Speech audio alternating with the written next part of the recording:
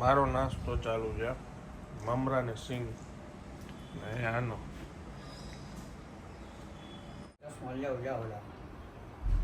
તમારે વાંચવું હોય તો વાંચવાનું, નહીં તો એમાં લાવો હું વાંચી દઉં, એમાં તમને તો ઉપર જઈ નહીં વાર આવશે.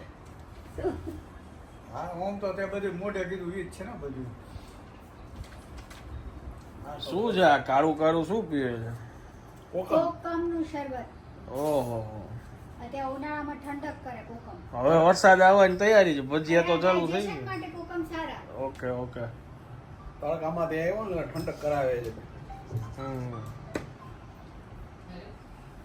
નહીંતર પછી બા ખી જાય.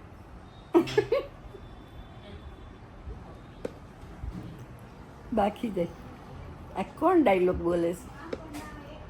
તો જે ખીજાતા હોય એ તો કે ને બધાય. ના, દવે બોલે છે.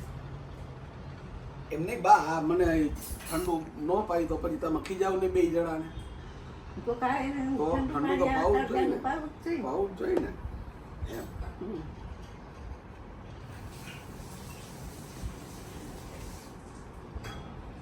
હાસ્ય કલાકાર છે ને, એમ હાલતા એમ જોક્સ કરે કે બાવટે. બાવડે હમ, નાઈસ શરબત. સરસ. અત્યારે નામ નથી એમ યાદ આવ્યું. ભૂલાઈ ગયું.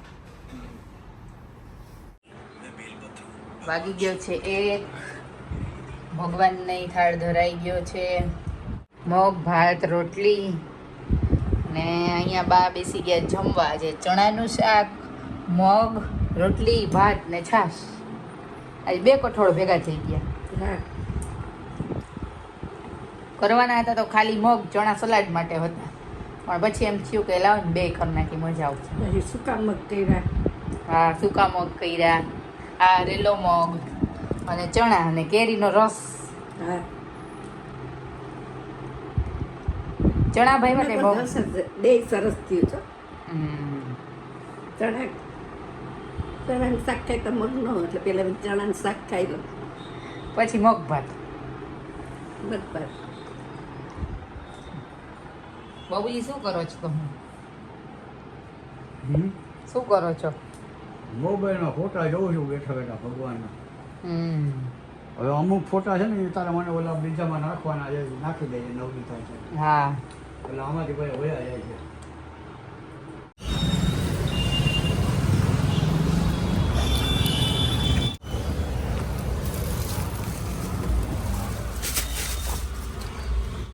Hello, good afternoon. કેમ છો આપ સૌ? આઈ હોપ કે તમે બધા મજામાં હશો. વાગ્યા છે બપોરના 1:15 અને એક ઓપનિંગ છે આજે ઓફિસનું, ત્યાં જવાનું છે. એટલે બસ જો બુકે લેવા આવ્યો હતો અને હવે ઓપનિંગમાં જલ્દી વિઝિટ કરી આવું, પછી ઘરે જઈ. અત્યારે અહીંયા સ્ક્વેર યાર્ડમાં આવ્યો છું અને ખૂબ ખૂબ અભિનંદન નવી ઓફિસ માટે. સાહેબ, આ કઈ જગ્યાએ આવેલી છે? આપણે આ ઇન્દિરા સર્કલ આવેલી છે. ઇન્દિરા સર્કલની એક્ઝેક્ટ બાજુમાં, આલિશાન એપાર્ટમેન્ટની બાજુમાં, વેંકટેશ વાઇટમાં, 4th ફ્લોર. અને આપણે શું અહીંયા સર્વિસ આપીએ છીએ? આપણે છે ને બેઝિકલી ઓલરેડી લોનનું કામ તો કરીએ જ છે રાજકોટમાં. હવે અમે રિયલ એસ્ટેટનું ચાલુ કર્યું છે અંદર સ્ક્વેર યાર્ડ્સની અંદર, જે પેન ઇન્ડિયા મોટી કંપની છે. ઓકે. તો ઈ સેગમેન્ટ આપણે રાજકોટમાં લોન્ચ કરીએ છીએ અને રાજકોટમાં ચાલુ કરીએ છીએ રિયલ એસ્ટેટનું કામ. ઓકે, એ કેવી રીતે એક્ઝિક્યુટ કેવી રીતે થશે આ તમે જે કહો છો? બેઝિકલી એટલે એમાં એવું છે કે અમે બ્રોકરેજમાં કામ કરીએ જે બી અમે મતલબ ડેવલપર્સ છે એની જોડે કોન્ટેક્ટ કરી અને અમારા જે બી ટર્મ્સ કન્ડિશન છે જે બિલ્ડરના છે અમારા છે, અને અમે એ લોકોને જેટલું બને એટલું જલ્દી સેલ કરવામાં હેલ્પફુલ થશે. હા, હેલ્પફુલ. એટલે મતલબ કે તમે પ્રોપર્ટી દેવડાવી દેશો, લોને કરાવી દેશો. અને ટૂંક સમયમાં 6 મહિના પછી ઇન્ટિરિયર બી ચાલુ કરશું. ઓકે. એટલે એક કસ્ટમરને અગર જે બી રિક્વાયરમેન્ટ હોય તો પ્રોપર્ટીથી લઈ અને લોનથી લઈને ઇન્ટિરિયર સુધીની બધી જ ફેસિલિટી અમે પ્રોવાઈડ કરીએ છીએ. અને એના પછી અમે કોર્પોરેટ લીઝિંગ તરફ બી જઈએ છીએ કે કોઈ વ્યક્તિ છે એને લીઝવાળી પ્રોપર્ટી જોતી હોય લોંગ ટર્મ ઇન્વેસ્ટમેન્ટ માટે, તો એ ઇન્વેસ્ટમેન્ટ બી સપોર્ટ કરીએ છીએ. વાહ, ખૂબ સરસ. Once again congratulations. Thank you. Thank you.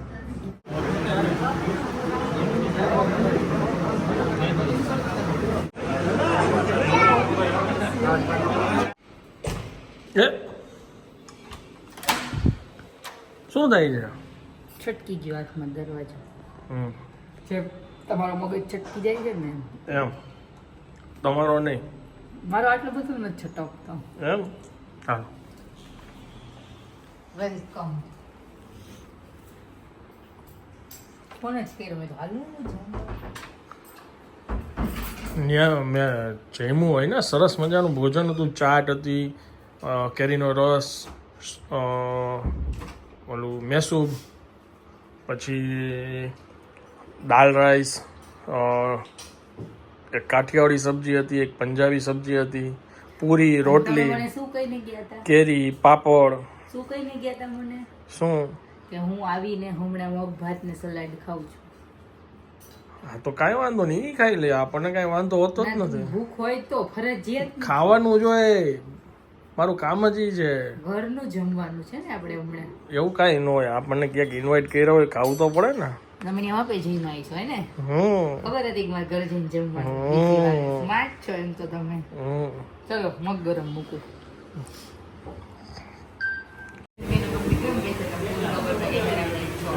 થોડુંક તો વધારવું પડશે ને.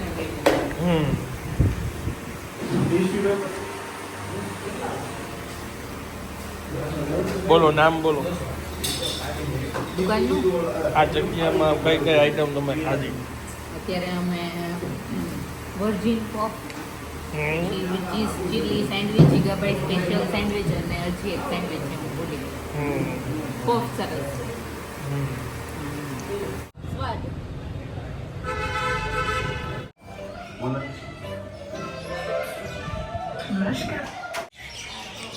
શું છે? બસ આનંદ. તો હા,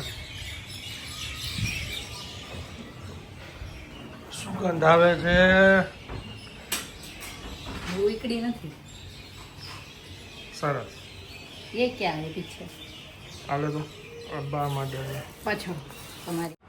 શું છે બા?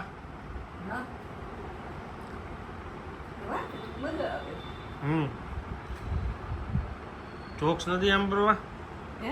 ચોક્સ નથી આમ ભરવા? કહું છું જોક્સ નથી આમ ભરવા? તું તારે દેહ ને તારું કામ કર તો મારું કામ પૂરું, તમારે જોક્સ સાંભળવો હોય તો. એમાં એવું હતું, કોન્સ્ટન્ટ ફોન આવે રાખતા હતા બધાના કામને. હું વાતચીત કરતો હતો, બા પછી ટીવી જોવું હતું ને તો એ કહે કે આને ડિસ્ટર્બ થાય છે, એટલે ટીવી અમને બંધ કરી દીધું. એટલે મેં કીધું હું એવું હોય તો હવે અંદર વયો જાઉં. મારે અપલોડિંગની સ્પીડ બારે સારી આવે ને એટલા માટે મેઇન તો બહાર બેઠો હતો, ભેગું કામે ચાલુ હતું. એટલે કાંઈ નહીં, બસ જો હવે ઘણા બધા લોકોની ગઈકાલના વિડીયો માટે કમેન્ટ આવેલી છે કે તમે જે ગાંધીનગર ગયા હતા, હું પ્રચાર કરવા માટે ગયો હતો, માર્કેટિંગ માટે, અને મને પણ દવા આપી છે, એ હવે હું યુઝ કરવાનો છું. પણ મને ઘણા લોકોએ નંબર માંગ્યા છે આજના દિવસમાં. ઘણા લોકોએ ઓસ્ટ્રેલિયાથી નંબર માંગ્યો તો મેં એ ભાઈને આપ્યો, આફ્રિકાથી બકુલભાઈ નંબર માંગ્યો છે એમને આપ્યો છે, યુકેથી માંગ્યો છે. અને અત્યારે નંબર હું બોલી દઉં છું. કોઈને કામ હોય તો તમે ડાયરેક્ટ તમારે ચકાસીને વાતચીત કરીને જે તમને તકલીફ હોય એના વિશે વાતચીત કરીને તમે વાત કરી લેજો. નંબર હું બોલું છું 9925159764. ફરીથી રિપીટ કરું છું 9925159764. નામ શું છે એમનું? રોહિતભાઈ પટેલ. એટલે આ નંબર ઉપર તમે કોર્ડિનેટ કરી શકશો. શું કરી તું? એક આપણા સબસ્ક્રાઇબર છે મીનાબેન લિંબાસિયા, જી, એમનો મેસેજ છે અને એમને બી નંબર જોતો તો મેં આપ્યો એમને number. Okay, thank you regular blogs જોવા માટે. જી થેન્ક યુ. આપ સૌનો ખૂબ ખૂબ આભાર. અને બસ હવે હું આ બ્લોગને વિરામ આપું છું. વિડીયો જો પસંદ આવ્યો હોય તો વિડીયોને એક લાઈક આપી દેજો. મળીએ આવતીકાલે નવા બ્લોગમાં. ત્યાં સુધી જય ભારત.